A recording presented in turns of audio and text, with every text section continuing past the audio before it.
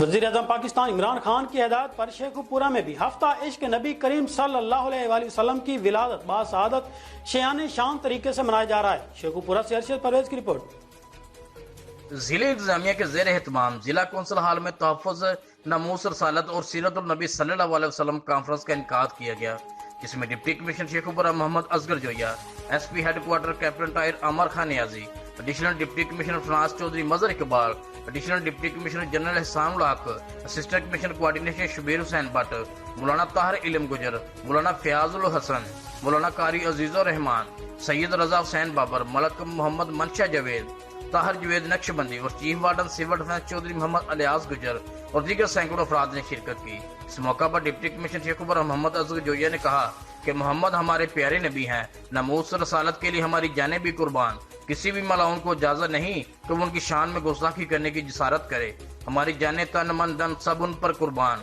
انہوں نے ہمیشہ امن بھائی چارے اور دین اسلام کے بتائے ہوئے طریقے اپنانے کی تلقین کی ہے۔ کیمرہ مین ٹیم کے ساتھ ارشد پرویز، سٹی نیوز، شیخوپورہ۔